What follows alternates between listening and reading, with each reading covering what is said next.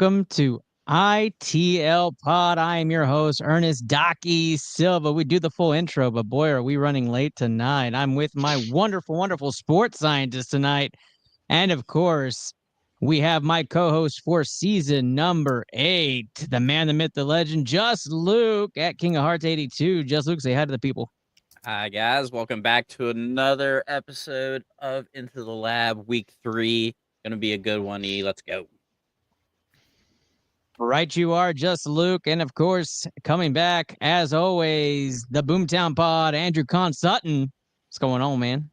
We like to call this one a heater. I've made 3 weeks in a row. That is a good thing. We're going to hope for better picks this week for you guys. I personally let you guys down. I got to do better as a former champion, so I'm ready. Let's do this, Ernest.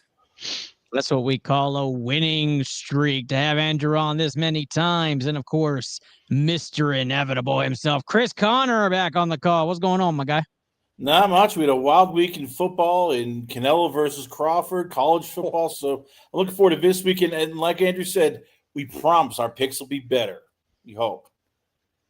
We hope. I'll tell you what, some of us had a really good week, and he may not have been on the stream last week, but he submitted those picks and he finished tied for first place. The vinegar stroke maestro himself, Christian Pettis, back on here for week number 3. What's going on, my guy? I just want to put it out there for everybody. That is not my @. Ernest decided to put that on there. I decided to come back. Obviously my picks did great. So come share the knowledge again with y'all this week. Bless him. He said his picks do great, and he did great, so he's back on, guys. We have a full cast, hour 5, sports scientist standstill show happening here. I'm excited. We're going to do a 3-round segment for you guys, and of course, we go right into first quarter. That means a little bit of this and a little bit of that. We haven't done this segment in quite a while. I'm excited. This one's sponsored by Alamo City Automotive because they have a little bit of this and a little bit of that for you. That's right. Get 10% off your automotive needs. Mention iTL, the Into the Lab podcast, or Docky, and you get 10% off. Just go talk to Rudy Faz and team. You like how I slipped that right in there? Andrew, that was completely impromptu. The radio broadcaster or former radio broadcaster and me absolutely love the Mad Lib. Thank you. That's what we do here. But of course, we are going to get your brains thumping here. Let's start it off. Gino or Tua is the first one to go up there. And we had this debate before the show came up, and it was quite interesting because the opinions were just out there. So let's go ahead and start this off, guys. We're going to make this fast because we're going to go through it, who you pick and why. But Andrew, if you had to choose quarterback moving forward, Gino or Tua, I know not the sexiest pick, but who are you going with?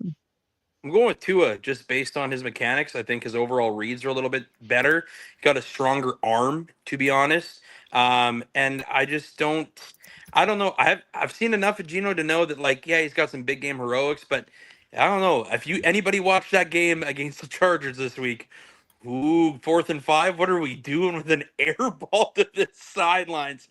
I don't know. I trust Tua right now. In the right now, Tua. The screen. Shut up, bitch! Oh! Absolutely not. Christian, talk some sense into him.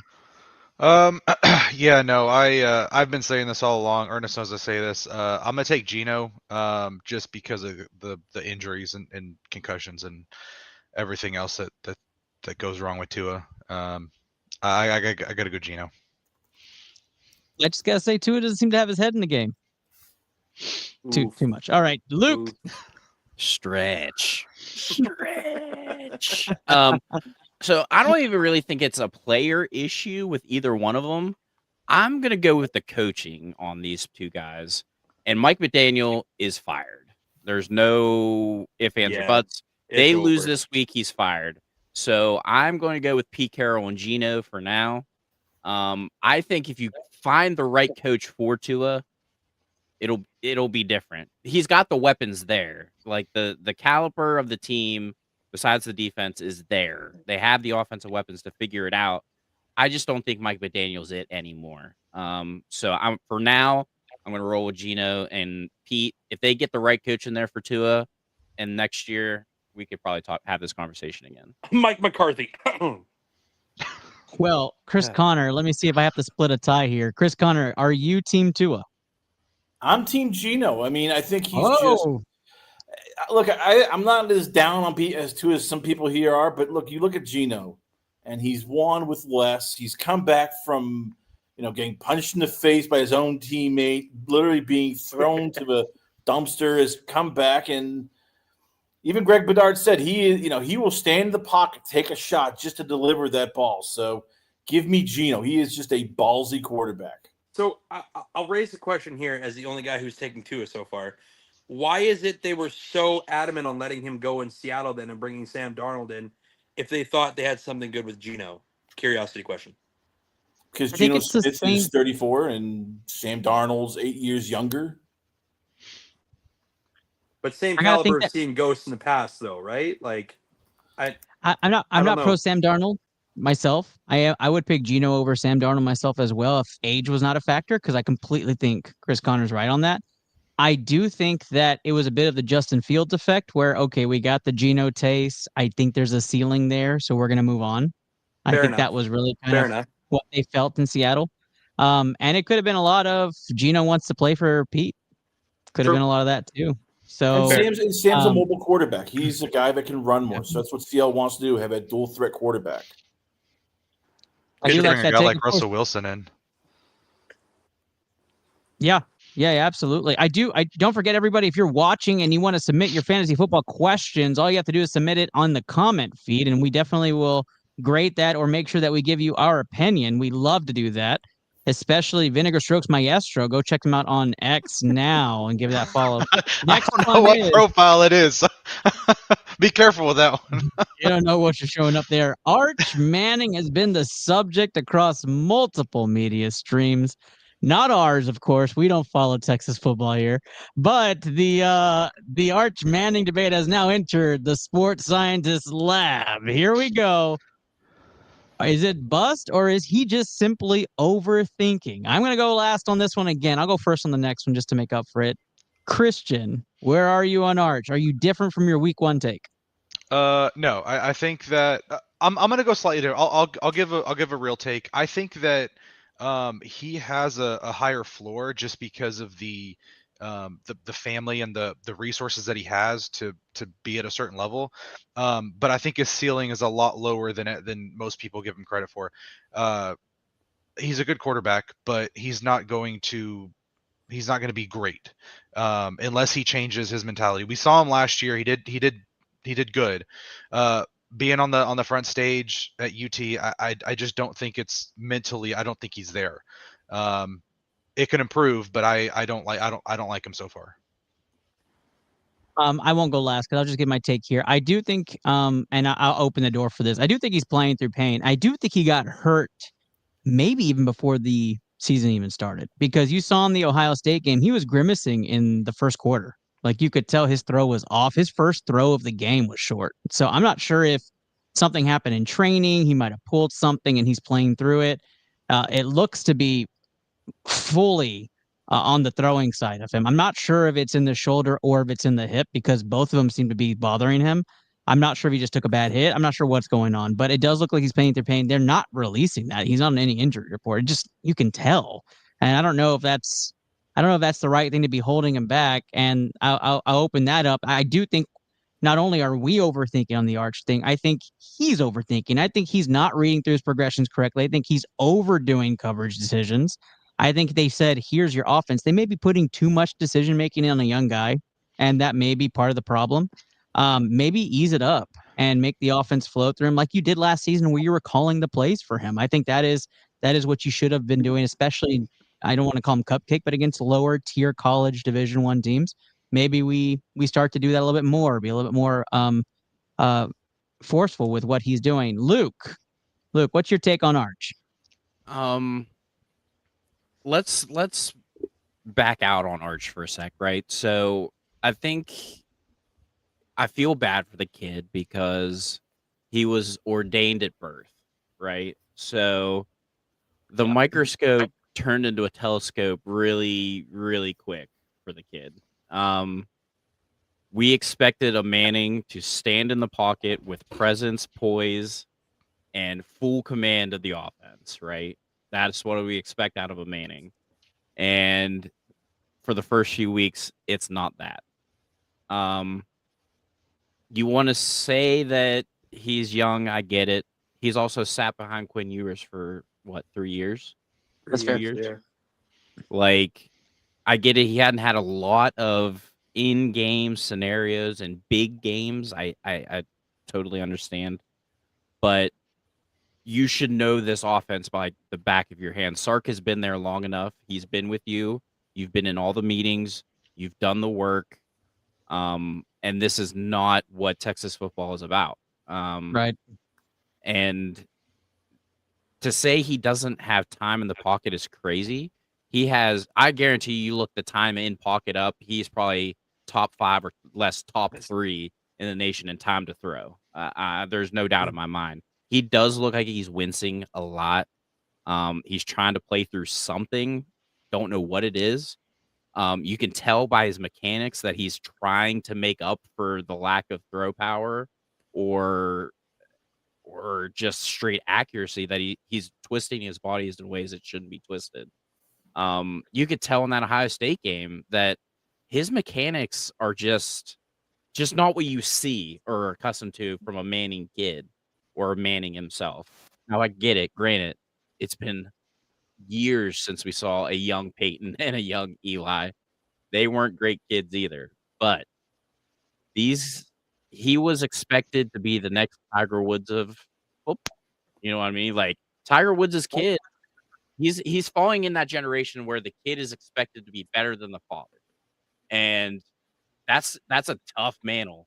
That is a tough. You got 4 Super Bowls in that family. That's a tough fucking mantle to live up to.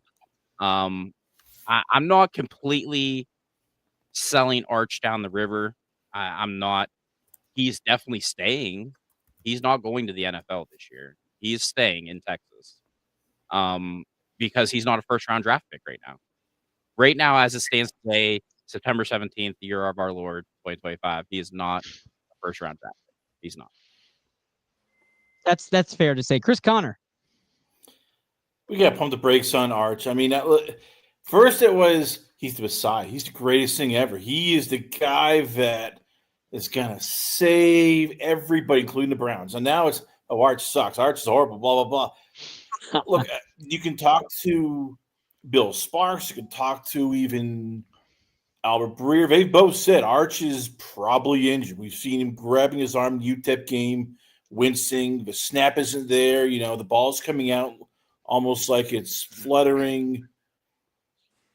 And Texas isn't what it was. I told people beginning of the year, you can't expect Texas to just snap their fingers and replace 4 offensive linemen, 2 wide receivers, one of them who's a first-round draft pick. You know, they're a second-round pick at tight end. Just go, yeah, we're going to just pick up from left off. Like, this is a team that is not that good compared to previous years. Sark had a horrible game plan against an Ohio State that was and is a juggernaut on defense, and Arch got hurt probably, and because he is Arch Manning, he can't pull out. He can't just say, yeah, coach, I'm not feeling well, my arm's hurt, I gotta sit. That he'd get killed in Texas. They would roast him for years on end if he ever said, yeah, I'm injured, I can't play. I have to agree. And Andrew, you're going to get the last take on this segment real quick before we go to Javonte Williams. But the big piece to Arch for me is if you go back to his clips from last season when he came in off the bench, you can see his mechanics. It's smooth. I mean, he looks great. I mean, the arm strength is, I mean, he's throwing 40, 45 without hesitation. The fact that he's grimacing on a 15-yard pass and there's a hitch in his throw, it's got to be something happening. Like there's something up. And I think Chris Conner hit on the head. We just don't know what it is, right? They're not going to talk about it because it's Texas football. You don't sit. Andrew, final take on this one. Well, we talked about it in week 1. Was it just a bad week? Was his mechanics awful? Was his timing bad? Was it Sark's game plan? Like, we all said the same thing. Was it just too conservative of play calling, right? But then you think about it, and then, like, I kind of rewatched that after we talked about it, and watched some of the highlights, and I agree with you, and I'm piggybacking off you, Ernest. The pain that he looked in right off the get-go, like throw 1. I didn't realize because throughout the game, I'm like, he seems like he's wincing an awful ton for a guy who's And you think jitters, right? You think like, Yeah. oh, he's just, I thought maybe some nervousness, and when you're watching it live, you're like, okay, yeah, it's the keys to the city. You're now the face of Texas football. Like, right. I get that. And like Chris said too, like if you were to say I'm hurt right off the get go, Texas, that's probably not the best thing you're going to say to anybody, and I don't think they're going to love you, and you're going to fall out of fandom very quick. But then also Right. to hitch on to Luke's thing, he's played himself in the first 3 games out of a number 1 draft pick. Like he's not that guy now. So I do agree with Luke also in the aspect of, hey, I think it's probably best that you see through one more year of college. And I know there's going to be critics and people coming for us like crazy, but if that mechanics and that arm does not get any better throughout the next 3 games, Houston, we got a problem. Like it's gonna be bad for that poor kid, man. It is, because he just gotta, he's injured. There's something definitely wrong. Chris Connor, you can tell me if I'm right or wrong though. The kid has 1 or 2 good games in SEC play and beats a couple good teams. Like say he shows out to the Sooners. I mean, they're immediately anointing him top of the SEC, one of the top quarterbacks. Like, am ESPN I wants right? to anoint him, the Nobel Peace Prize, the governor of Texas, Yeah. and everything else. Once he just has 1 good SEC game, forget 2, Yeah. 1. But Yeah, one last thing, So they got a bye week this week, pretty much with Sam Houston. But your first 5, the next 5 at Florida, which I get it, they're but it's still playing in the tough. swamp. Still tough. That's tough. Home versus Oklahoma, you never know in that fucking game. No, that's There a could be cupcake. 1,000 points scored in that game. That's a Facts. cupcake. In Kentucky at night, that's tough. not fun. And then Mississippi State, which is not fun either, but they're poop. But it's Home of not Dak Prescott. Yeah. right. Fact. And then home versus Vanderbilt in Georgia in the hedges. Ouch. That's tough. Woo! I mean, it's That's the a SEC. spicy though. schedule. What do you expect? Like I mean, we know that. We knew that coming in, right? Like they were ranked in the top because they knew they were the best team out of all those teams. And that's why right? he should have rested. But that's where I'm like. Thank you. Agreed. I'm with you if the fact is true that he's hurt, that he should not be playing. But let's just move on, and we'll move on to our next segment, which, why not, Javonte Williams?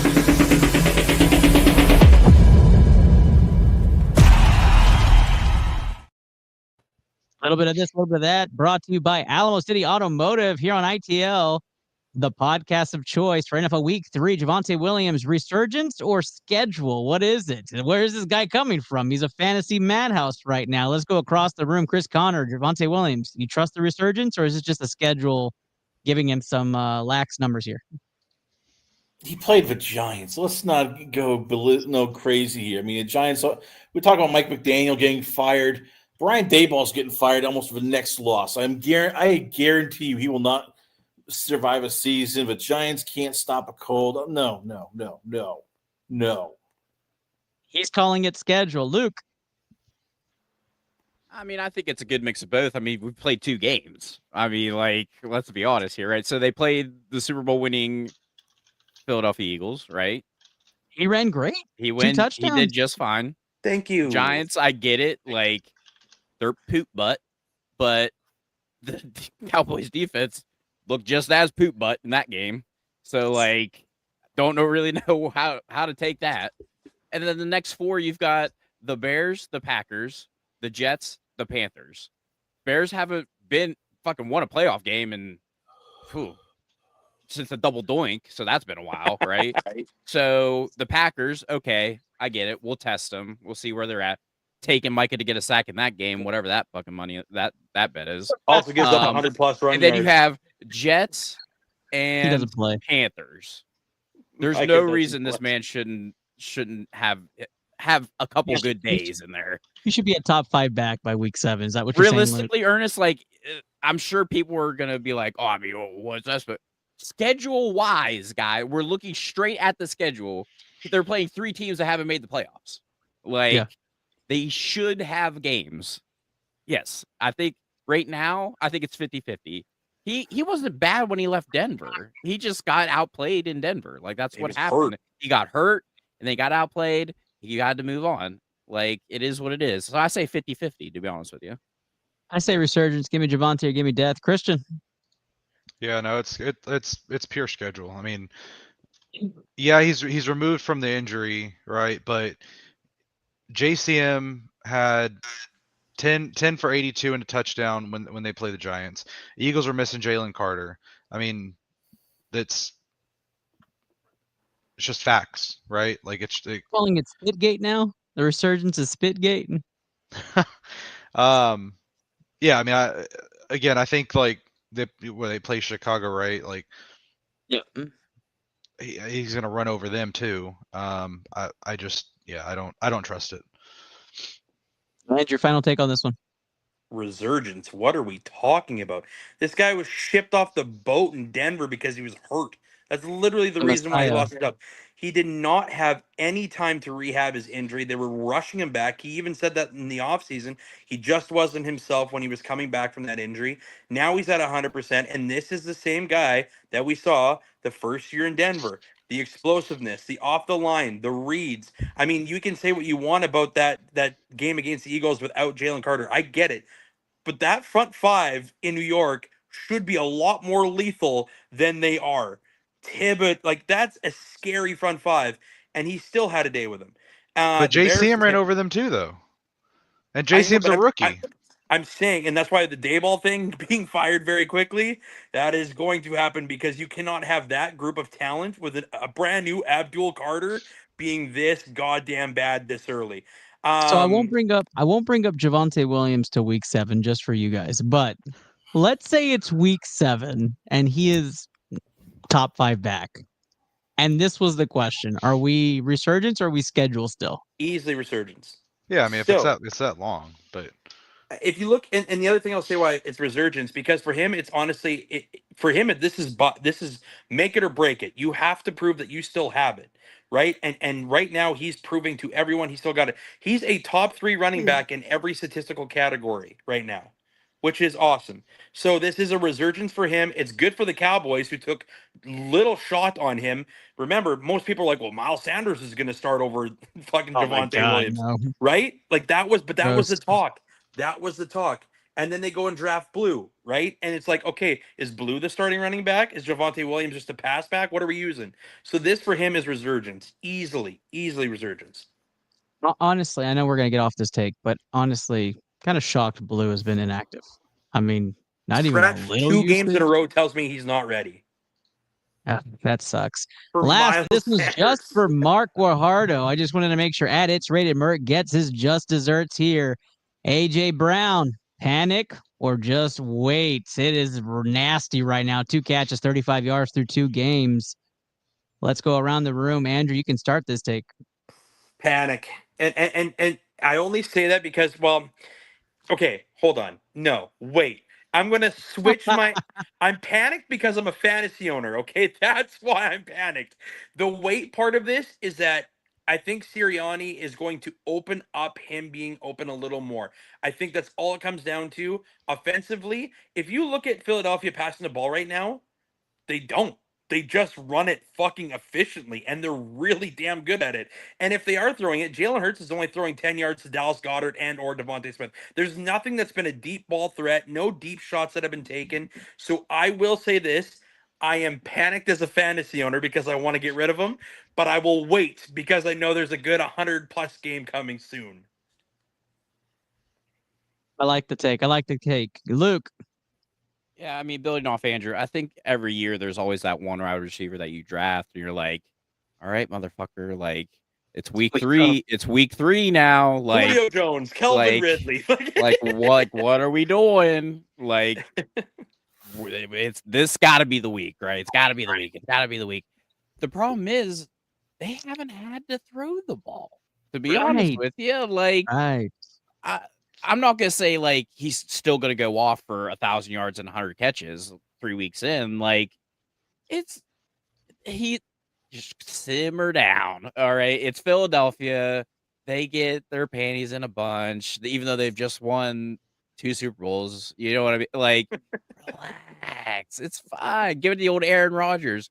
Relax. All right, they're fine. It's okay. Like, they haven't.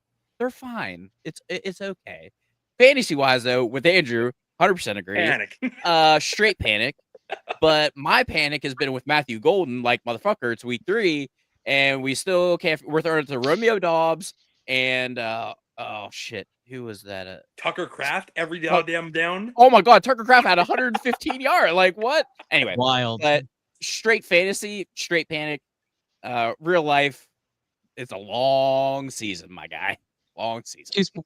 Two sports scientists, opposite sides of the take right now on panic and wait here, but Christian's about to tie break that before we get to Chris Connor and I. Christian, where you sit on AJ Brown? I mean, I'm kind of going off the same thing, right? Fantasy owner, panic. But I mean, I'm gonna go from it as you look at Jalen Hurts, right? Like he doesn't. The Eagles' game plan isn't to air it out, isn't to try and hit these big plays and everything. Their goal is to win games. And Jalen Hurts, I mean, also like fantasy wise, great quarterback. NFL wise, passing wise, he's not a top 5 quarterback. He's a game manager. He is probably the best game managing quarterback in the game. And he was in Bama. Yeah, and he wants to win. And so if that means that he puts his stats aside and gets a win, then that's what he does, and that's why the Eagles are so good.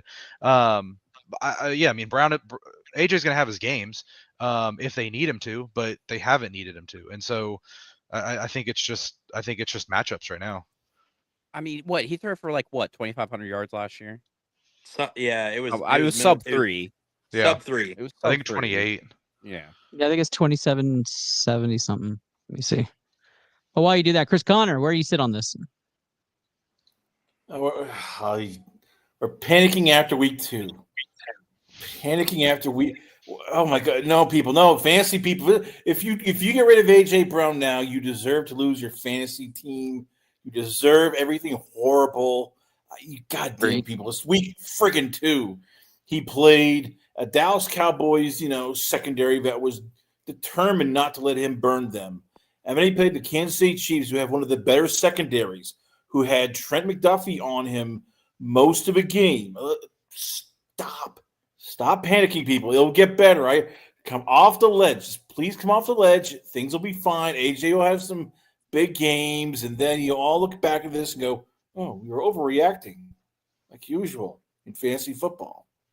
Well, like I said, the fantasy part of it, yes. But, you watch I watched quite a bit of their game last week, too, and it's like, they use Saquon all the time, but then I forgot that they went and signed A.J. Dillon, who literally looks like he could be his Saquon Barkley's stunt double in the exact same offense. And I'm like, oh, man, no wonder why they don't throw the damn ball. They've got 3 guys in that backfield who just run. That's it.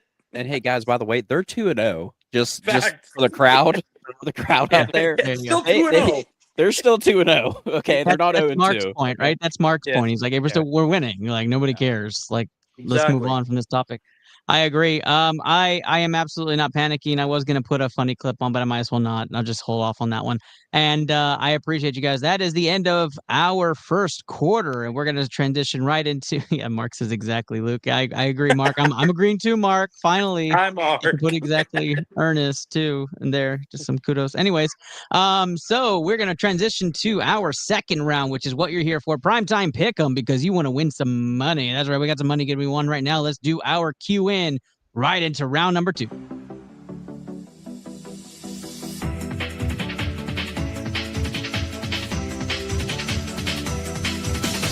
Welcome to iTL Poke Protocol. Featuring your host, Turnestaki Silva.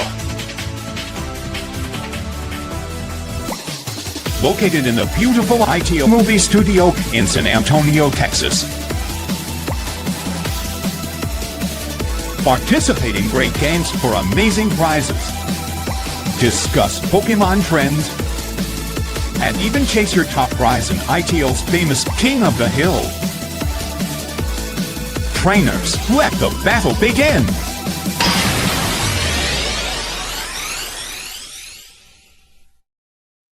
Little shout out and plug to our Poke Planet members that might be watching. ITL Poke Protocol is live and in charge every Wednesday. Of course, you can find Waffle Wednesdays here. We don't have a waffle today, and on Sundays we go straight Pokemon, so come check us out.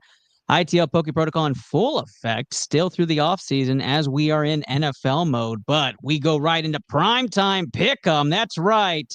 We are starting off this one powered by USAA. We know what it means to serve. Check out USAA's eligibility requirements and sign up for insurance, VPP, or homeowners in automobile.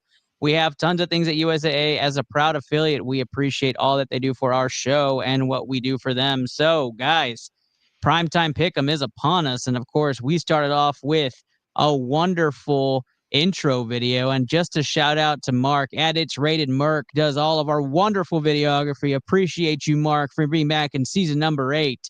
But we start off in the wonderful, wonderful Cold City and newlywed Josh Allen and the Buffalo Bills. That's right. The Buffalo Bills start off as favorites on Thursday night football. Buffalo Bills are 12.5-point favorites against those Miami Dolphins. Guys, this is a big spread here, and we won't waste too much time on these bigger spreads because I could probably see where you lean. But because it is a primetime pick 'em, we have to talk the 12.5. So let's walk around the room, and we start this one off with the week 2 winner. Christian Pettis gets to pick the first one. Let's do it, Christian. Who you got? I was hoping I wasn't going to go first. I'm taking the Bills. Something tells me it's like 6 or 7 points. I don't think they go up more than 12. All right, so Christian's taking the Bills to win but not cover in this one. And we go to Andrew. Death, taxes, and Bills and Dolphins games always being super damn close. I don't get the 12.5 spread at all. I will take the Bills, but I agree with Christian. I'm going 6. That's the max I'm going on this. Every game they play is tight. 2 Bills picks to start things off on money line. Just Luke. Call a young priest, an old priest, and a rabbi, because this, my friends, is going to be a slaughter in the first half. In the first half. Give me the Bills. Dolphins cover. He is taking the Bills to as well in the money line situation here. Chris Connor, talk some reasoning to us. Go spread. No, I mean, Matt Milano is out. They have another defensive lineman out. The Dolphins are desperate. It's like they can't have this season go the way of, the Lions one year where it was 0-16 and people are getting fired. No, it's going to be close, but the Bills will prevail.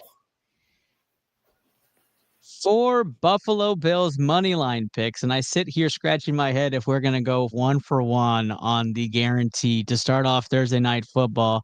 All of you in the comments, if you think I should not go Buffalo Bills, comment now because I have to know. Are we just crazy that we're that big on Buffalo? But I guess 12.5-point favorites. Everybody knows Buffalo's winning this one. I guess that's how it works. Thursday night football to start things off. Nothing to worry about injury wise on the Buffalo Bills side that would make me want to stray away from money line. Personally, I do like it. But I would be remiss. We had an error happen with our intro video, and I told you guys I'm going to respect Mark. So let's play it before I give my final take on this.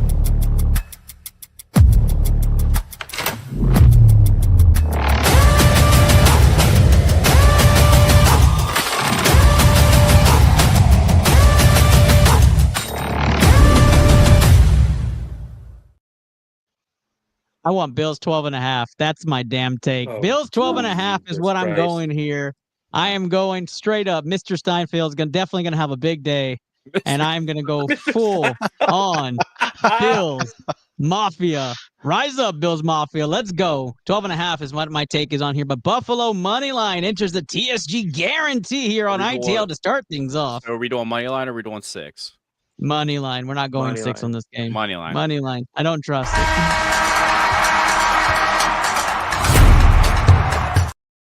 I don't trust it for money, but 12.5 for me for funsies. That's for sure. Buffalo minus 12.5. They're minus 850 on the money line. So Holy Woo, that's a wonderful start for us. We're gonna be needle uphill. mover. we're gonna be uphill, bud.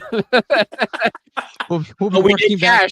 Hey, look at me, guys. We did cash last week. Just saying. We did. We did win you guys some money. Let's move on to our next game, which is the Sunday noon game. And Mark was excited about this one.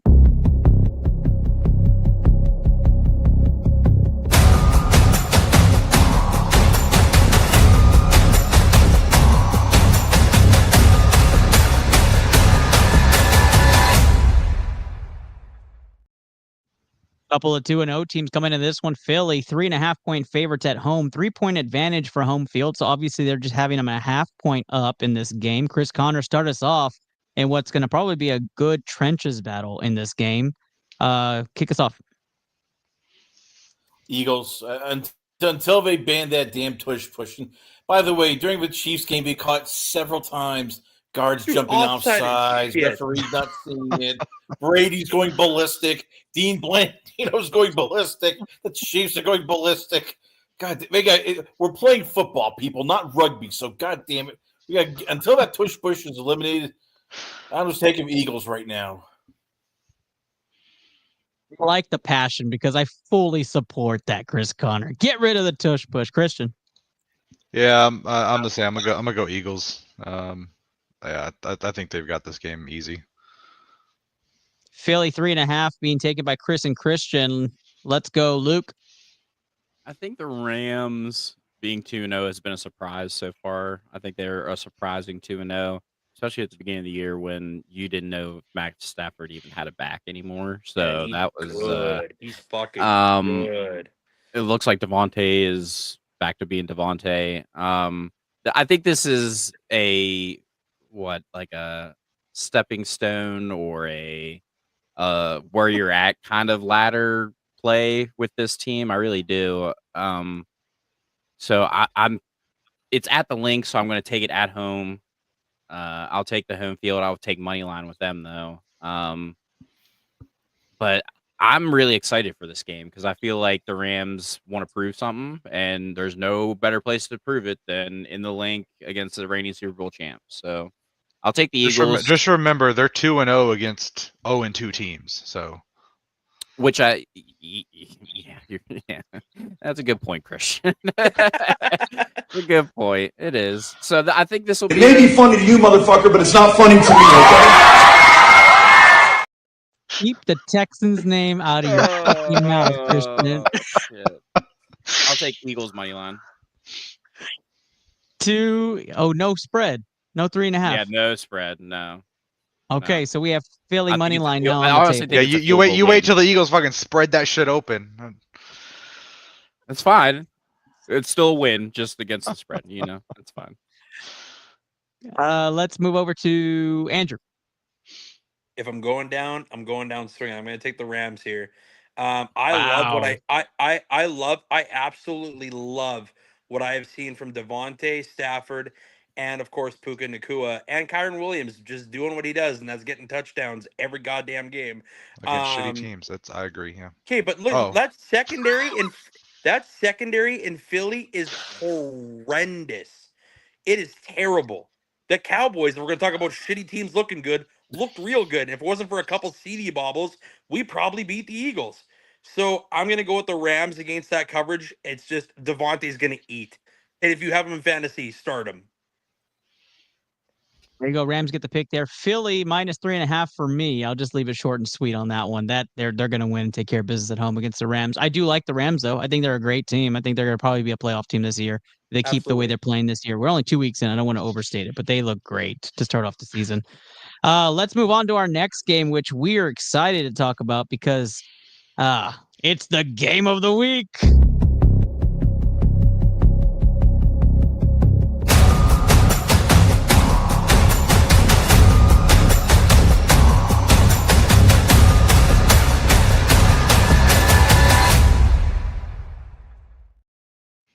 I'm starting off the take, so I'm putting Dallas's home stadium on there. I will switch it to Chicago when you all decide to talk. But let's talk about the Dallas Cowboys, because the Dallas Cowboys put on the game of the year last week and decided to play down to their opponent.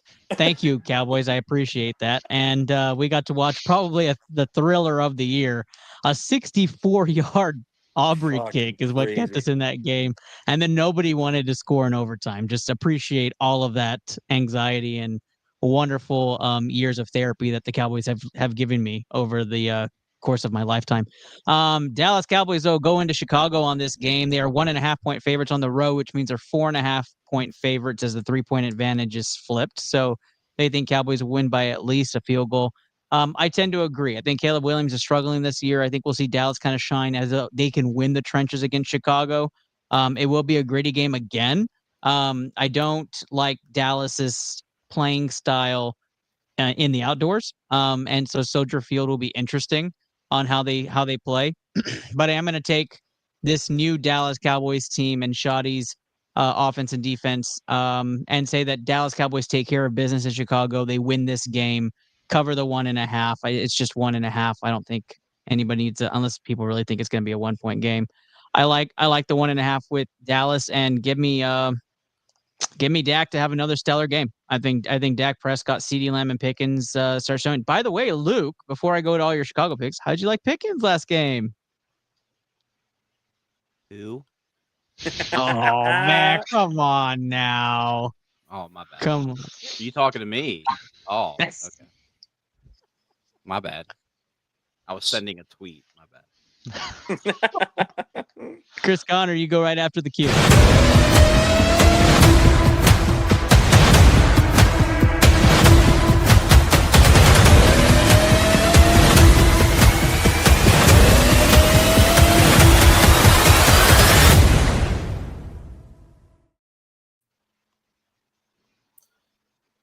All right, Chris Connor, who you taking in this game, Chicago or Dallas?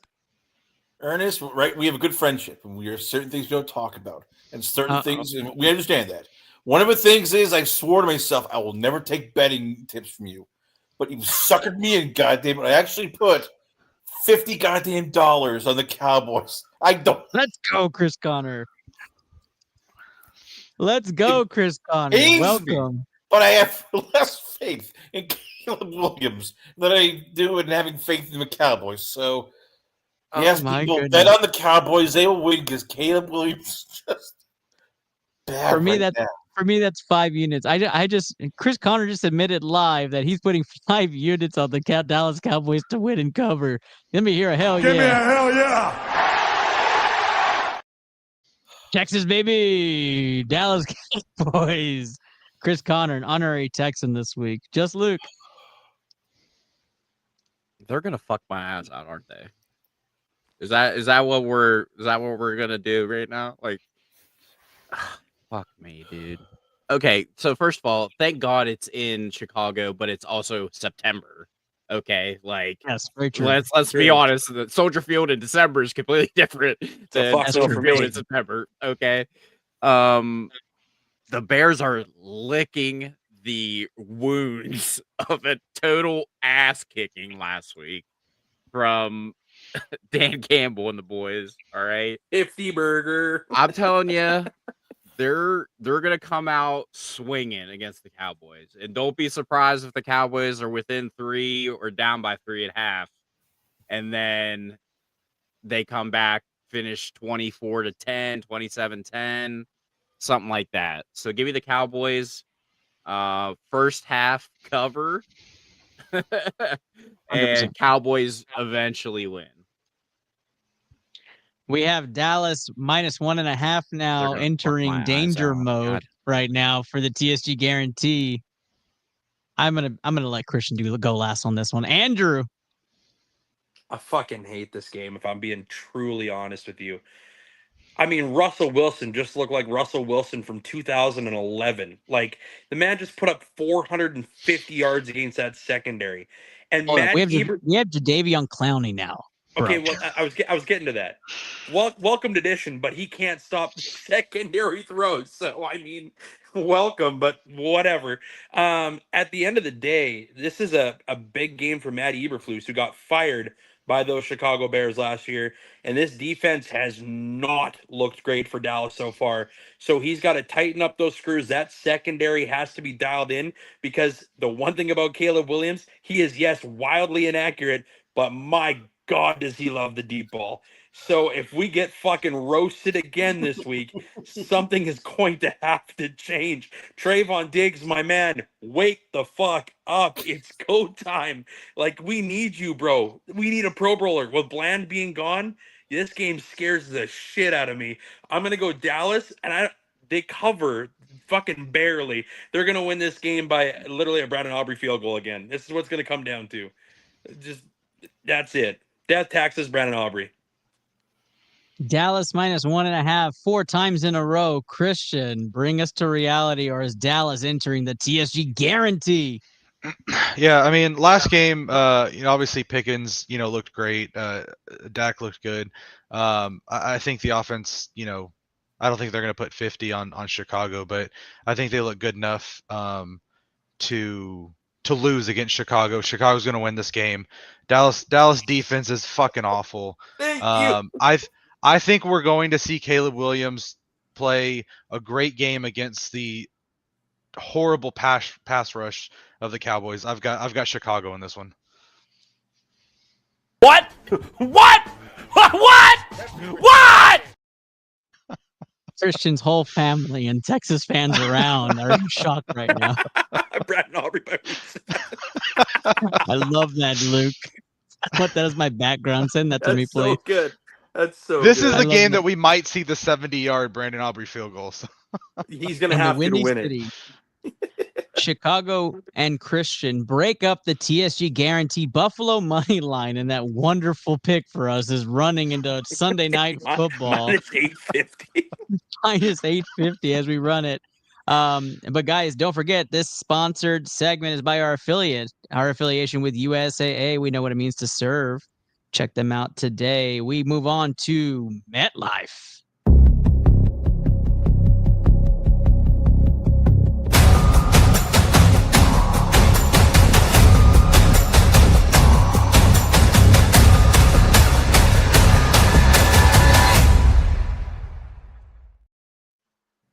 Oof, the primetime pick'em that's about to shock the world right here. Giants, Chiefs, 6-point favorites on the road.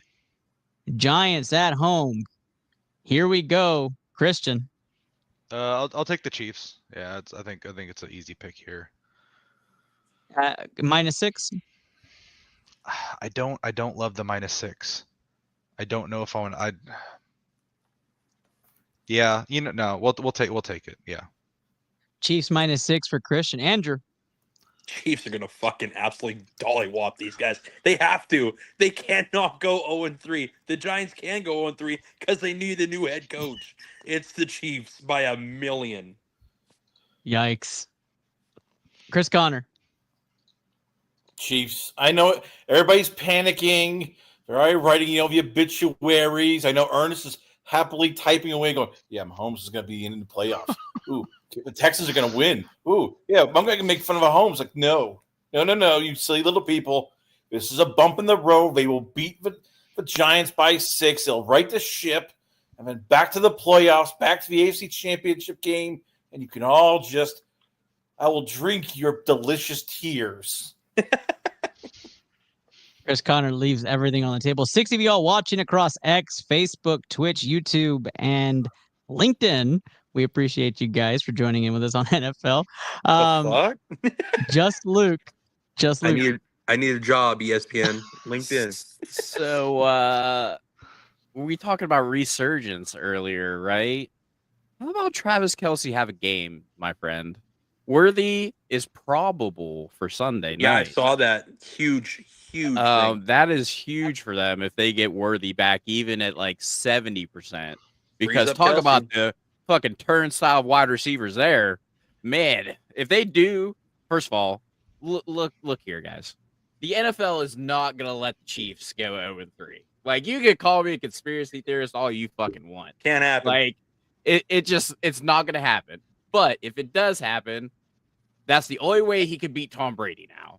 Well, he had an 0-3 team, and they came all the way back, and then blah, That's blah, what blah, it is, blah, man. blah, blah, blah, blah. Not going to happen. Give me the Chiefs, and give me a Travis Kelce touchdown. I'm going to have to be that guy. Guys. You're picking Because in Russell division? Wilson. You're picking in Russell division? Wilson. Oh my What kind of play you got for this situation? How about the annexation of Puerto Rico? The damn truth. Give me the Giants at home to pull the upset of the weekend. Sunday night football. Chiefs fall to 0-3. And the conspiracy theorist of me is just that we want Travis Kelce and Taylor Swift out of the spotlight. It's time to make it die. and the Chiefs dynasty is over with this game. It does Give me have a the nice- Giants. It does have a nice ring to it. You know? It does. The King's got to die at some point. So I Oh, mean, and we've all three been Chiefs. asking it for years, Giants, but finally, Giants always have a couple games where they just should not win in a game. This ain't It's it, like though. every This ain't this it, is though. the one for me. This Well, one's the one. We for were me. almost at my conspiracy last week. If the Raiders would have won, Yes, man, the world would be set ablaze right now. it is a truth. It is a truth. I'm going to take the Giants for a couple of reasons. One, Chiefs have to score. If the Giants at all defense shows up on the front line and wins those trenches, the Chiefs will not be able to keep up with the Giants in that office. If Russell Wilson has any sort of game he did against the Cowboys, it will not even be close. I think the Giants will actually stomp the Chiefs if they can't score points and keep up with the Giants. Yeah, I know. It's crazy. Are the Give me Giants going Wando. to be like that Jameis Winston Bucks team that goes for 5,000 yards and 30 touchdowns Yes. and 36? That's- Is that that's what what we're I'm getting talking at about. here? I think the defense is that bad, but if they can hold their own against a struggling offense like the Chiefs, I think the true. Giants you have to score 27 against the Giants to have a chance to beat them. I think that's Ernest, what it is. And do I think the Chiefs can score 27? I don't know. They haven't yet. Like, that's my point. It's like they haven't shown it yet. So I'm going to go with the undercard here. I'm going to take Giants +6. Not doing money line. I'm taking Giants +6 in this game. And money line, I still think Kansas City pulls it off. But I do take Giants +6 in what could be the upset of the weekend for this weekend. And trust me, the money is there. Giants +6 would be amazing. And if Giants money lines are taken, I may have a parlay on the side just putting that. I was going to ask what +6 would be right now. Luke has it up, right? +6 for Because motherfucker, you've converted me to almost wanting me to change my pick. -110. -110 is +6. Hey, no, never mind. No. Let me talk some sense in everybody. Last time Russell Wilson faced the Chiefs, what happened? Oh, yes, he got picked off in the end zone. Got picked off twice during Christmas. This is Russell friggin' Wilson here. He's going to throw some moon balls. I get it. Ernest is just hating because every time he looks at Mahomes, he goes, "How dare you, you Texas native? You've broken my heart several times. You need to die like Baker Mayfield. Just go away and die." But it's not going to happen, Ernest. Just like, it's not going to happen that Santa Claus is going to visit you during July 4th. But the Houston Rockets are not going to win the NBA. You don't know that. Yep. You don't say that. I don't know that. But Hey, when it comes to hate, when it comes to Russell friggin' Wilson, when it comes to hating, Yes. I mean, Ernst, do you want a little tidbit for you? Patrick Mahomes is 0-4 against the West Virginia University. Just letting you know. Never beat West Virginia. Well, let me just put this. Thank you for let me that. just add this. Let me just add this to my take then. Easy money! Dude, I'm telling you, the world will burn the fuck down if they lose this game. I can't wait. I mean, ugh. I'm so excited. I'm so excited. Guys, we are entering our final primetime pick'em. If you're here on ITL not Pokey Protocol, I gotta get out of that thing. If you're here on the Into Lab Podcast, NFL Week 3, we appreciate you guys for being with us here. You've seen some of the crazy takes that we do, but we do actually have solid takes. If you followed us last week, we went 14-2. We actually hit our parlay. We would have definitely won you some cash last week if you would have taken our parlay. So go ahead and jot them down. Our TSG guarantee is only Buffalo money line and Kansas City money line. As we go into our final game of the week, again, our affiliate USAA, we know what it means to serve our affiliate of round number 2. All right, we go to Monday Night Football. Baltimore Ravens is where we're going to be going for this one, in another game that's probably not going to be as aesthetically pleasing for this, but they do get the Detroit Lions. Baltimore 4.5-point favorites against the Detroit Lions on Monday Night Football. This is going to be a game, guys, that I'm going to sit down and enjoy. I'm going to pop some popcorn. I'm going to fill up my soda can, and I'm going to enjoy this game. Just Luke, as the co-host of season number 8, Primetime Pick'em week number 3, where are you leaning on this game? Ratbirds or them Lions? I think I could speak for some people on the panel that we were Londo. hoping to see this matchup in a Super Bowl. These two teams are right there on the cusp, maybe missing a piece or two, right? Ratbirds at home are tough to beat. Dan Campbell coming in high off that ass whooping last week of the fucking Chicago Bears and Ben Johnson. They're coming in here probably with a good head on their shoulders. The problem is I don't like the kicking situation in Baltimore. I think this is a field goal game. I'm gonna trust Jared Goff on the road. Yes, you are. Baltimore? In Baltimore? I am gonna go with the two-headed monster and Amon-Ra St. Brown, who finally got right last week. They finally got right. The offense got right last week. And I don't know. And the Bears defense is fucking horrid, so it was a good reason to get fixed up again. But I'm rolling with the Lions on the road to prove a point to the NFC North. Detroit money line, the first pick by Just Luke. Statement on the first round pick there. Chris Connor. This is, on one hand, the Ravens should win. They have everything. They have a quarterback. They have the running back. They have a pass rush. They throw up on themselves every time, several times a year. You sit there and you're like, how do you lose to the Raiders? How do you blow a 2-touchdown lead with 4 minutes left to Buffalo? How? Can't believe I'm saying this. Ugh. Give me the Lions. I can't believe I'm going to say this because there's going to be people looking at me going, I'm on crack. I trust Dan Campbell right now more than I trust John Harbaugh. 2 Detroit Lions money line picks for Monday Night Football. And again, it's going to be really good. Andrew. Oh, I'll be dialed into this one. Fantasy reasons and just pure game. Detroit's winning this game. The statement needed to be made last week, and they did it. It was like, hey, Ben Johnson, Dan Campbell went, how do my balls taste? Just dragged him all over his fucking face and said, how's a 50 burger taste, actually? The fact that they were still going for that on fucking third and whatever it was, I was like, oh my God, this is personal for Dan Campbell. But the boys are fired. Gibson and Montgomery look good again as a tandem. Both got a touchdown, right? This crew is going to be rolling.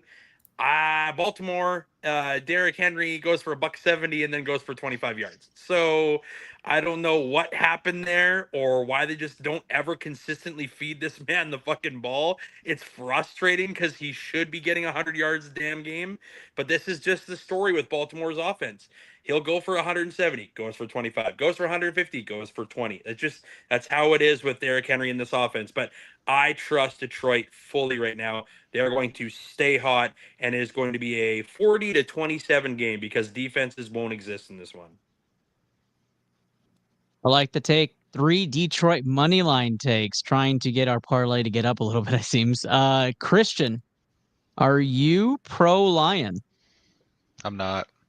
Ooh. I like the offense, but I'm going to take Baltimore by a field goal. Baltimore money line for Christian. You trust. I think Tyler Loop is is going to take the crown from fucking Massage Boy. What's his name?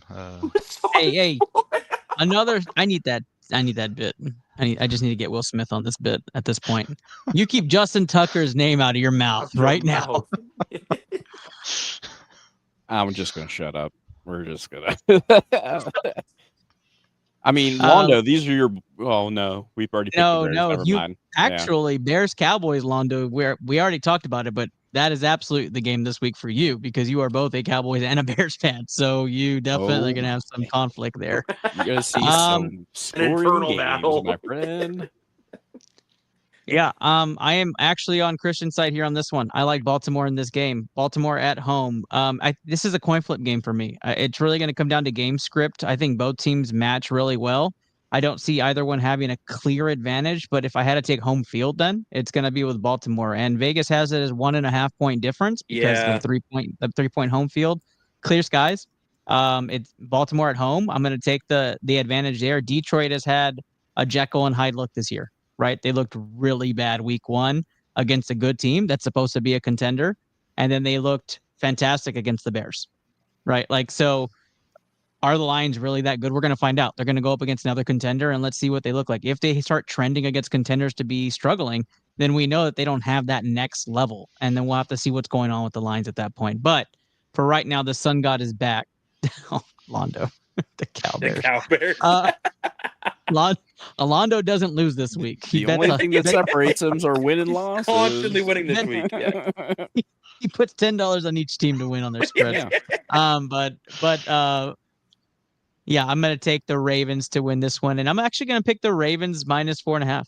I actually think the Ravens take care of business at the end of the day. They pull away, and I did not mean to do that, but we'll come back and oh look, Davis Cordova, he's saying Ravens minus 4.5 should be an ITL guarantee. It is not, Davis. You and I are actually all alone on the island. Baltimore minus 4.5.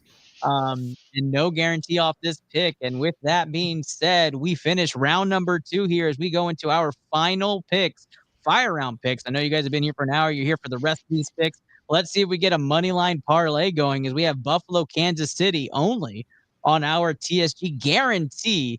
And of course, guys, we're going to go right into our fire round picks after this short transition.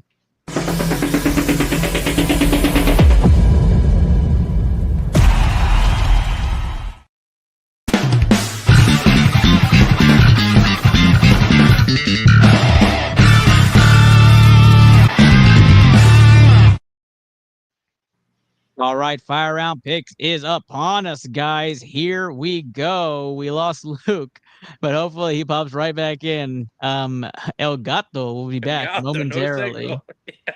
See you later. We should... Giggles, huh? Yeah. There. He's back. He's back. Don't worry. What the fuck was that? What is that?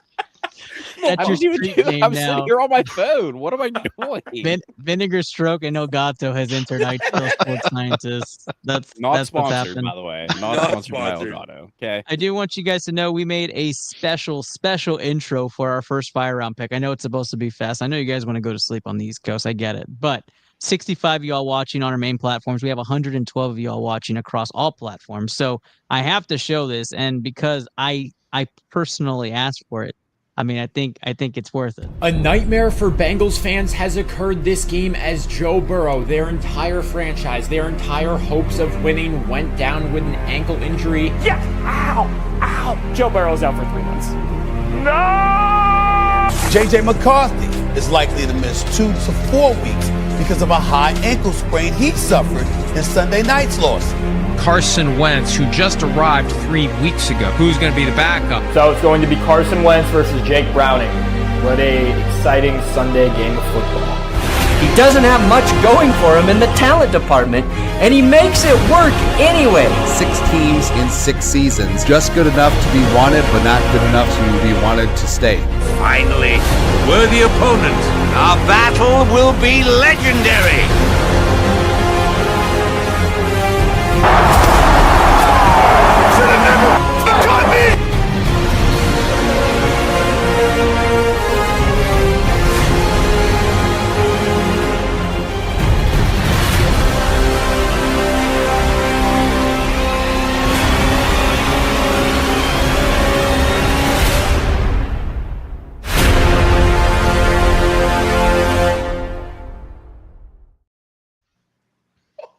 Is epic proportions. Minnesota versus Cincinnati. We are going to be the only show to hype this game up. The battle of the bastards. Do we live in Ohio or Texas? Holy fuck. That was good. Good job. That was fire. That was good, Mark. Minnesota. I do want to say, Luke, I'm sorry, Mark and I bounced that back and forth, and we said we absolutely have to make a movie clip of this game. And I think we nailed it, Mark. We are going to post that fucking everywhere, my guy. That is going to be Battle of the Bastards. Now. Here we go. Fire round pick. First one, Minnesota, Cincinnati. Christian. Give me the Bengals. Bengals get the first pick there. Andrew. Give me Carson Wentz and the Minnesota Vikings. Luke. How about nobody? How about that? None of us win in this. Can I take the viewers win? We Can win. I take my tie this week? Is this our first tie of the year? Oh man, it's gonna be pretty fucking close to it. I'm gonna go with Jake Browning because he has the mentality to at least say chuck it and fucking chuck it. Well, at least he has a chance at it. Carson Wentz, I mean, holy shit, we're digging up the bones of Carson Wentz out of the billion people that live on Earth. We're digging up the bones I of still Carson remember Wentz when people were talking about if like Wentz was better than Prescott. Like I still remember that. Remember Gross. that? Age well. But the billions of people on Earth, and you pick the bones of Carson Wentz to dig up out of the ground and put him on the field. Perfect. Give me the Bengals by 1,000,000. I like the chuck. What did you say? Fuck it and chuck it, or chuck it and fuck it. The old Jameis Winston, chuck it and fuck. I love that. I need a segment that's just called "Chuck It and Fuck It." Now, Mark, we need to make sure we remember that. Chris Connor. Sure, it's Jameis Winston doing this. Mike Evans down there somewhere. Give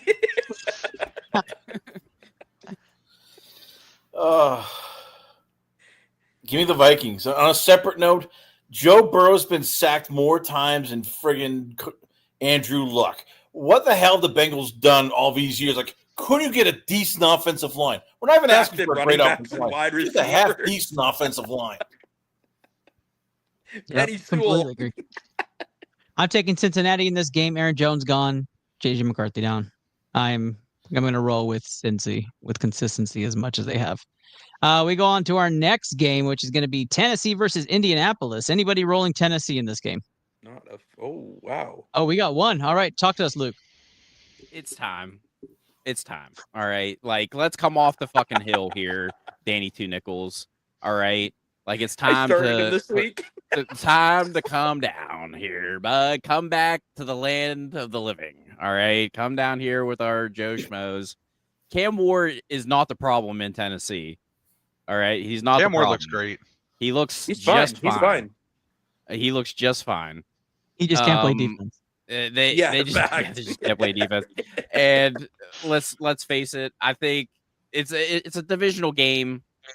Like they're always toss-ups, and the NFC or the AFC South is a turd. So that's true. It's that's a 50-50 chance to win this game. This week, I'm going to go with the 50-50 chance. Last week, it was the Raiders. This week, the divisional game, 50-50. I'm taking the Tennessee Titans. That is fair right there. Titans breaking up the TSG guarantee game number 3 from entering. We are still hovering at Buffalo and Kansas City money line right now. It's not looking like much. But everybody else, Indianapolis, one more pulse check on that. Yes? No, I'll take the Titans as well. Oh, my fucking Okay, God. Christian taking the Titans, and so is Londo in the comments. So we have 3 Titans if you take the crowd pick there. We're split on this. Christian taking the Titans. Do you want to add anything, Christian, or are you good? No. All right, he's good on that Jonathan one. Taylor And is going to fucking ruin that defense, dude. we'll move on to our next game, which is going to be Carolina versus Atlanta. Carolina at home on this game. Anybody taking Carolina? It's a trap. Uh-oh. No? Are we all ATL here? I fucking hate this. Yeah, but I mean, I think we're all taking ATL, but close interdivisional game. Then the Panthers should have won last week. The Panthers should have won last week. 100%. So I'll take Atlanta this week, but they 100% should have won last week. Excuse me, receiving core. Excuse me, receiving core from Carolina. Please catch a fucking ball. I don't know if it's a troll job, but Londo has picked every pick against me so far in this fire pick. 100%. Actually, that's the baby picking. He gets 2 picks. So I may just put it in a parlay just because if Londo's right on all these and I'm absolutely wrong, then we're at least going to win money this week. I mean, I put $10 on mine, $10 on his. I mean, then you there you go. Then you come out ahead right there. Like, put your fingers in the air, wave them like you just don't care. We have our first fire round pick guarantee.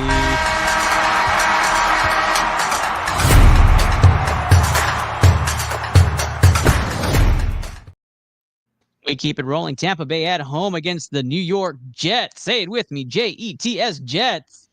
Chris Connor, who do you have in this game? Tampa Bay.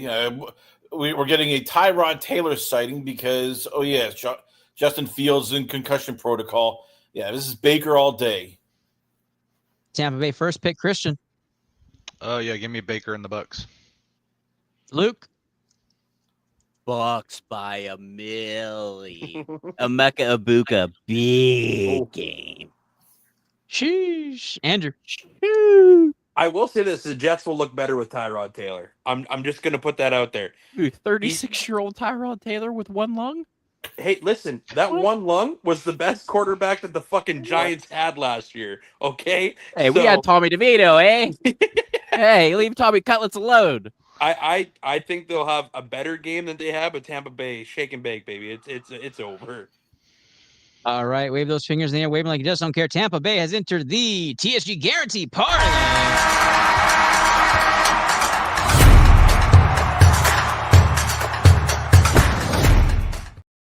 And they don't. We even move have on. Chris Godwin yet, guys. Chris Which is Godwin. crazy. I know that's gonna be crazy. They're gonna be Cleveland, stoking this Green three-headed Bay. monster. Anybody rolling Cleveland in Fuck this the game? Browns. Fuck Yeah, the next. Browns.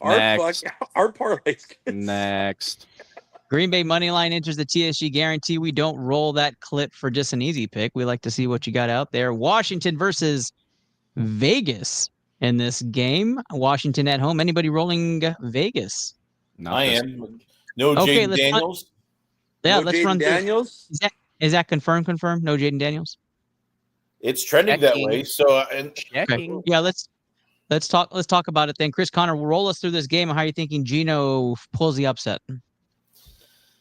Look, you pound the ball a bit. You get it out to Brock Bowers. I don't like Washington's a bit off this year, and if there's no Jaden Daniels and it looks like he might not play, I don't trust Marcus Mariota against Max Crosby in that front four. They will get to him, and it will be ugly. And that would be personal. There you go. First pick for Vegas on here. Let's go, Andrew. Man, fucking Washington got beat up last week. Eckler out for the year. Daniels might be a couple days, could be weeks. Who knows? Man, that's a tough game. But I'm telling you, Vegas is going to make this a personal game. And if it is Mariota, Max Crosby's coming for that motherfucker. So I'm going Raiders here. Raiders picks. Luke. It's still saying doubt, unclear. So Yeah, there's still he ain't playing. Still no designation on Wednesday. So that's not good. He didn't practice today. He hasn't practiced. So Marcus Mariota. But geez. It's so hard because the Commanders have the oldest roster in the NFL. You can check that with me, but I'm pretty sure they're up there. It's up there, right? So now, no Jane Daniels, no Austin Eckler for the rest of the year. They do. They have the oldest. It's not trending in the right. Lattimore looks like garbage. Is it in Vegas too? No, it's in Washington. In Washington. Okay, because that would have definitely leaned my pick that way even further. But I'll take Vegas on the road. Brock Bowers playing? Question mark? Yeah. Okay. Then I'll take trending upward. Yeah. Okay, I'll take a chance with them. I will. I'll take a chance this week with Vegas. They're gonna sit Marcus Lattimore on Brock Bowers. Like, oh my fuck. Even if Jaden plays, like, what is he, like 50%? Him standing in the pocket with a bum ass leg is not a good idea. So no. I'll take Max Vegas. Crosby. Yeah. There you have it. We have 3 Vegas picks on upset alert here. Christian. Yeah, I'm gonna take Tom Brady and the Raiders. I mean, that has to be a conflict of interest, right? I mean, he's wearing a fucking headset up there. You know what I mean? Like, that was a fucking dime. Yeah, I was gonna say, I was like, damn, Tom, you can come back right now. Yeah. He could. He'd be a top 10 quarterback. Easily. Yeah, guys. Hey, he is actually coming back. He's playing flag football for Saudi Arabia. Backed up a brake truck to his house, probably. I didn't see that, yeah. So you can buy the rest of the Raiders. Yeah. Well, you're like, get your bowl cut and get the fuck out. I did not know we were going to do this for this game, but here we are.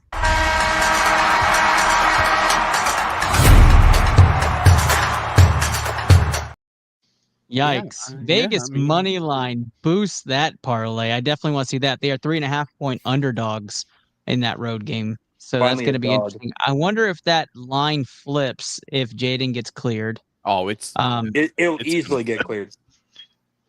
So it'll be interesting to see what that line. Get that while you can at 3.5 right now, if you can. New England Pittsburgh is the next game. Luke, for all the remaining, save me last. I will save you. I will save you last in this one. Let's start with you, Christian. I'm gonna go New England on this one. New England at home here, Andrew. I like what Vrabel's doing with this Patriots team. I like New England in this game. Chris Connor. Steelers. They're going to do it for the late Dale Lally. Condolences to Steelers fans. I know that he's been there for 30 years, covering the team, writing about stuff. Terrible tragedy, him passing away. And they're going to do it for Dale. Give me the Steelers. Steelers for me as well. I think they get it done on the road. Interconference play. Tomlin likes to win games where he really shouldn't. And I think this is a game where they probably shouldn't, but they will. And they're going to upset a lot of people in Vegas. So I got Steelers from Mark and Pittsburgh from Lonus. The crowd is leaning Pittsburgh as well. So I'm going Pitt. Luke.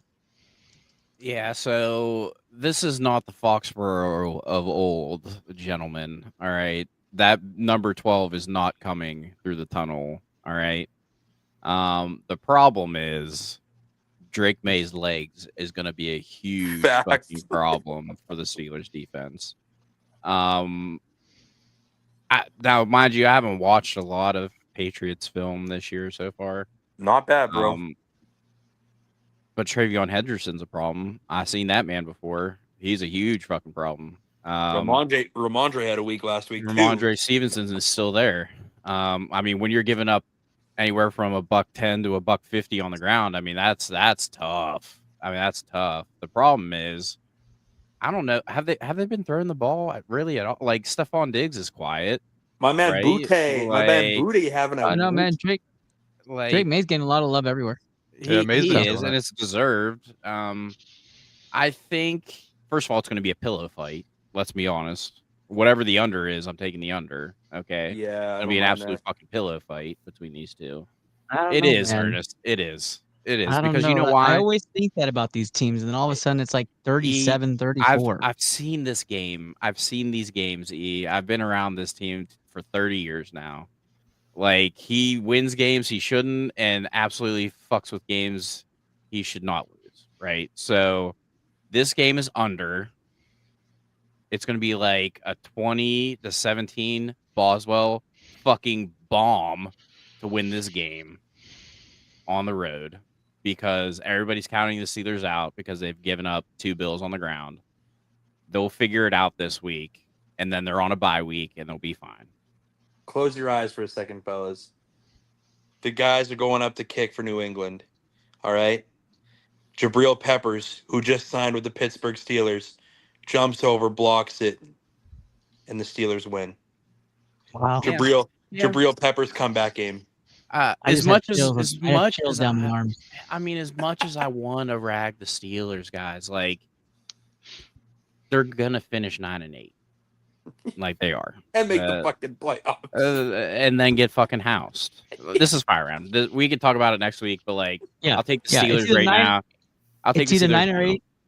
It's either 9-8 or 8-9. And because we know Tomlin goes 9-8, they don't lose this game, or else they would be 8-9. This is the game. They're like, man, if we would have just won that Seahawks game, and at the beginning of the year, like, fuck, we could have been fine. You know what I mean? Thank goodness he's not returning kicks anymore. Yeah. Anyways, Luke, this is for you.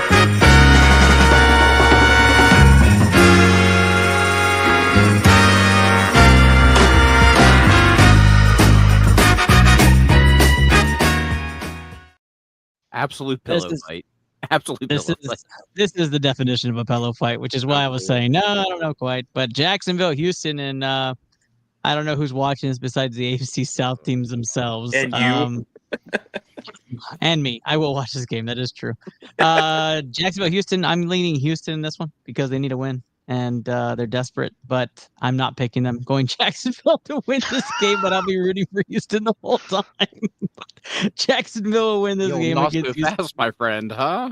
The old not so fast. It's unfortunate, but Jacksonville will be comfortable at home. I like Jacksonville. Houston struggling. CJ Proud trying. I'll be rooting for them the whole game, but if I'm trying to win pick 'em, I better do it this year logically. So I'm taking Jacksonville at home. Luke. Ah, shit. Man. There's just no passing rhythm with this team at all. Like, Chubba Wubba was your best player last week. You know what I mean? And he's got he broke his leg 3 fucking times. Like, and he's your best player right now. That's not good. Damian Pierce is not good. The wide receiver core is not producing. Team? What team? Your best player thinks he's a pirate. Oh, hey! How's that? Okay, whoa. Okay, first of all, he is way more of a pirate than you will ever be. You're right. That's You're the right. damn truth. You're right. That's fine.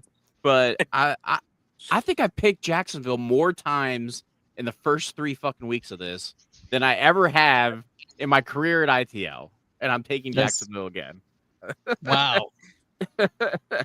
Chris Connor. Jacksonville. Texans have already given up 6 sacks in 2 games. I'm wondering, Ernest, I got your call. I have spoken to people high up in Texas government. They will file arrest charges on Nick Caserio for putting together this wretched offensive line. Lakeland Townsend, they signed him, and he's been horrible. Oh, let's see. You have Jake Andrews, who was waived by the Patriots. Titus Howard, where the hell is he gone? I can feel you, Ernest. You want to go over to Nick Caserio and punch him and go, you're going to get C.J. Stroud killed. You're going to get my guy killed. What are you doing, Nick? Get your head out of your ass. Get a real offensive line. It's not happening this week. Jacksonville's going to beat the Texans badly. Yes. It's the damn truth. Christian. I am going with the Texans, unfortunately. Oh. Attaboy. Messed their fucking -5 parlay against the Rams, -1 against the Bucks. I mean, against Jacksonville, they've got to win this game. I'll be cheering for them. That's for sure. Andrew. I mean, I said last week, clip my clip. Houston, we have a problem, and his name is C.J. Stroud. He's not good. He's not good. It's not dude. him. Not him. He's not Himothy. He's not good at all.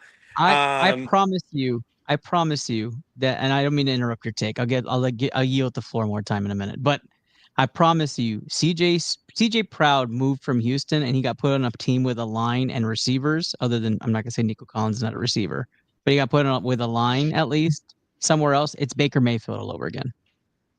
He's put in the right place with the right protection. He will strive.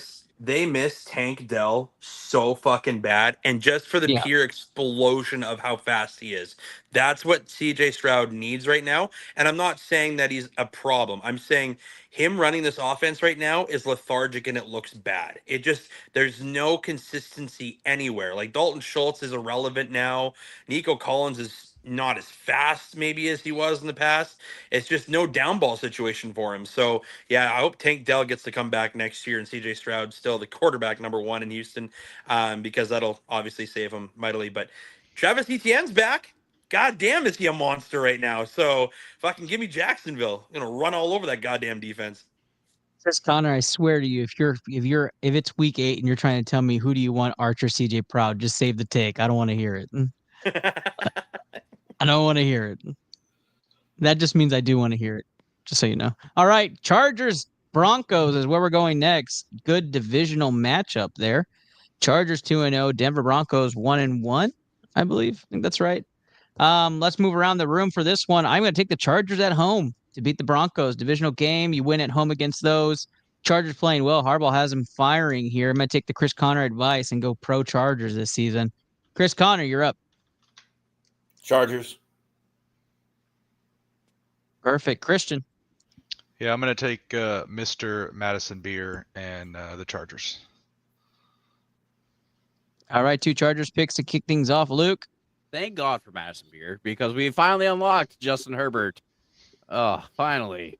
And listen, fellas, it comes down to this. Being 2 games up in the division 3 weeks into the season is huge. So they're going to take this win. 2 up in the division. I'll take the Chargers at home. Crowd's picking Chargers as well. Andrew. I've been tossed up about this game for a while. Not gonna lie to you. Like I was thinking about this all week. I like Bo Nix. I do. I think he's something special with that Denver team. And I mean, I don't know. Is Evan Ingram still hurt? Is he coming back? Do we know yet? Is he 50-50? Like, I'm not sure, because that's a huge part of that offense that he desperately needs. And without him last week being 100%, it showed. But I think the Chargers, hey, man, at home, fucking, like you guys said, Justin Herbert's here, fellas. He is finally here. Welcome to the NFL, Justin Herbert. They're going 3-0 to start the year. Kellen Moore, who? Chargers money line gets onto the TSG guarantee parlay. Big hit there, and we take our talents over to Seattle. Seattle Seahawks versus the New Orleans Saints. Anybody going Saints in this pick? I hope not. We will add Seattle money line also to our TSG guarantee. Lots of money line action on this week's parlay. And we take to our final game of the week, and we end tonight's show. San Francisco 2-0 versus the Arizona Cardinals. Divisional game at home for San Fran. Let's go around the room to end things off here. I will start things off. San Francisco at home is going to be the play for this one. I like San Francisco at home, even without Brock Purdy. The team is strong enough defensively against Arizona. You don't lose home games divisionally, especially in good conferences. So going San Fran at home. Luke. Andrew was tore about the last game. I'm tore up about this. Yeah, I'm back again. Because if the good Kyler Murray shows up, this could be a slugfest. Because they're trotting out Mac Jones, right? Like, and don't get me wrong, Mac looked fine. He looked fucking good. Don't come for me, okay? Don't come for me. Mac looked good last week. I give him credit. Paging Steve Reisner. You know, Kyle had a good game plan for him last week. I think I'll go defense. We'll go San Francisco. 2 San Fran picks. Chris Connor. Mac Jones is on fire. Give me San Francisco. Brock Purdy will be traded because it's all about the Kyle Shanahan system. Where does he go, Chris Connor? I will say, you know what? I'm calling a wild card here. Cincinnati? No. Brock Purdy, Pittsburgh Steelers, 2026. Holy shit. Oh, interesting. Interesting. Shit. I can see Luke just going, no, please don't make that happen.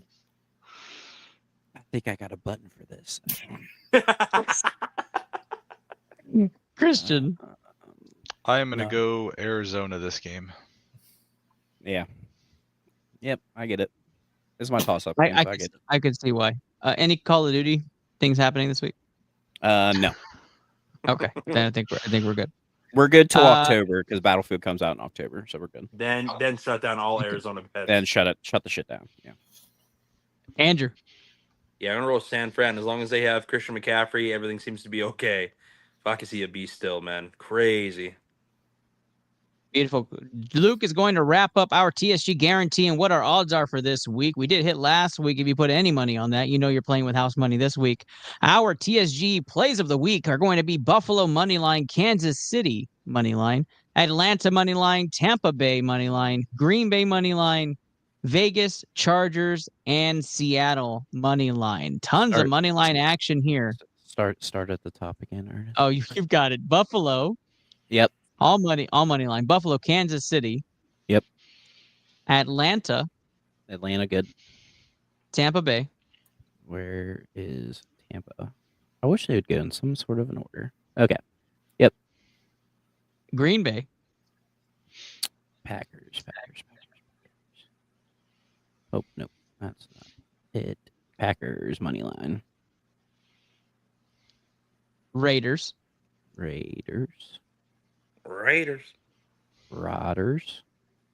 Rider Pratt. Chargers. Raiders. Chargers. There's no semblance of organization to this shit. Chargers. And lastly, the Seahawks.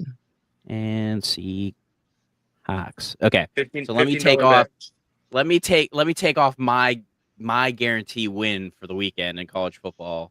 The Florida State Seminoles are absolutely gonna mollywop the fucking Kent State Golden Flashes. All right. The line's minus 45.5, and I'm absolutely taking it. They might score 1,000 points on Kent State, who almost lost to fucking Marymount. Marymount, guys. All right. Florida State's gonna drop 100 points on them. I was almost a walk on him, Marymount. It's going to be disgusting. So that parlay right now is sitting at a nice plus, we'll just say 1,600 for $10, almost 166.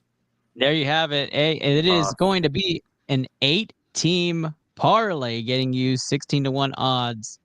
Go get that parlay in now while some of those odds are looking favorable for you. Looking at that Washington game for sure.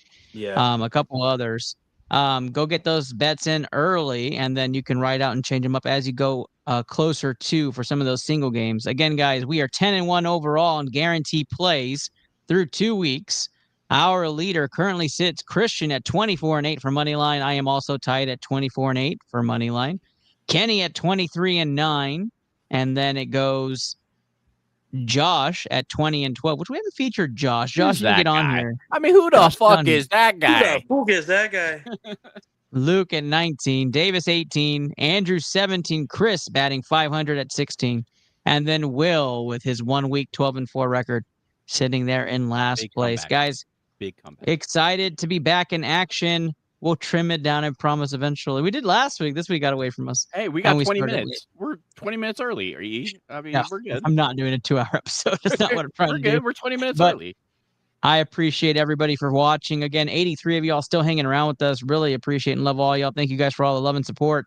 Let's go around the room and let everybody start off with their goodbyes. Christian Bet is back in action, the newest sports scientist. Christian, tell people where they can find you. Nowhere. You can find me at Astro Super Bowl on Tuesday nights, tearing up the lanes. I will buy a new webcam. This thing has gone in and out of focus, and I can't control it. It's autofocus.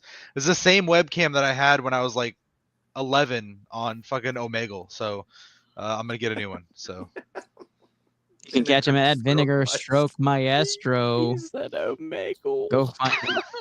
Omegle. I can't. Omegle This stupid ass shit. There he is again. There he is. I was trying to make the tag on the bottom blurry for you as well to make it look as if it was the stream, but it didn't work out for me. At this point, you should talk with that like the anonymous voice as you get blurred out, and then just come back in. Christian Fedez, everybody, appreciate you. Christian, week 3 Sports Science is back in action. Of course, Andrew Kahn Sutton with the Boomtown Pod, part of the TSG family. Talk to the people, Andrew. You betcha. We're coming back in 2 weeks. It is officially official. I will be back in 2 weeks. We're going to have probably about a 45-minute pod on the Monday. Just like Chris Connor said, we got an absolute treat this past weekend with Canelo and Crawford. I hope you guys watched it, loved it just as much as I did. Also, just a quick shout out to my Canadian teams. The Blue Jays are 3 games away from clinching the division. Hell yeah. The Riders, who of course Luke Hardo has come and seen, are 10-3 on the year, and we are Grey Cup bound at the moment. So I'm very excited about that. And yeah, things are good. Hockey's about to fire up. The Canucks season starts in 3 weeks. We're living over here in Canada. We're ready. Let's go. Andrew Constant with just good news galore coming out the wahoo there. Appreciate you, Andrew, as always. Of course, we are not iTL now anymore without the wonderful Chris Connor. Chris, talk to the people where they can find your show. Check me out at lastcallpodcast.com. Also on Twitter. I am on YouTube, Rumble channel, Facebook, LinkedIn. Tomorrow we'll be dropping an interview with Jessica the Black Widow Borgia. She'll be fighting October 4th at Bare Knuckle Boxing Championships. And me and Nino Brown will be sitting down this Friday and talking about what's going on with Clemson. What should we expect this weekend? And is Fernando Mendoza, dare I say, first-round draft pick? Find out about that. Just check it out. TheLastCallPodcast.com. And gentlemen, always love being on the show. Absolute pleasure. Chris Connor, of course, part of our regular beat here at ITL. Go Durs! And just Luke, the co-host of season number 8, sitting there making a statement. yeah. Luke, talk to the people. Oh, My guy. You know, E. Come on, man. It's been a good week. Good week of streams. Finally get to talk to you. Huge bounce back week last week with Pick'em. Needed it after week 1. Good always talking to you guys. Good to talk sports, shoot the shit for an hour. Just remember, this month is National Suicide Awareness Month. So please reach out. If you need therapy, go to therapy. If you need to talk to somebody, talk to somebody. And if you in dire situations you need it, go to Google, type in 811, and it'll has all the things you need to do. The phone number, IM, or your local hospital areas in there. E, appreciate it. You can find me at King of Hearts 82 on Twitch, X, and TikTok. We'll be live tomorrow, 6 p.m. Eastern Standard Time with another stream. So thanks, guys. Love that hat. Ooh. Appreciate that, Luke. Appreciate everybody. Of course, I'm your host, Ernest Doc E. Silva. I appreciate you watching the Into the Lab podcast as well as ITL Poke Protocol. We are live Wednesdays and Sundays, 9 p.m. Central Time has been our norm. Again, got the kiddos down. If you don't watch our show, I got 2 young kiddos like to get down first, and then we start going live. The guys are here for you. You can join our community chats on Facebook and get into the action with all of us. Join and find our picks, our records, and have just some general community chat on the latest Pokemon drops, as well as everything we talk around shop, around sports. We appreciate all of you. We appreciate all love and support. Again, guys, week number 3. Let's get some more moolah and let's be rolling with some house money the rest of the year. Thank you to the sports scientists. Thank you to all you lapsters. Thank you to Poke Planet and all of our sponsors, affiliates. We appreciate y'all. Good luck week 3. Go Arch.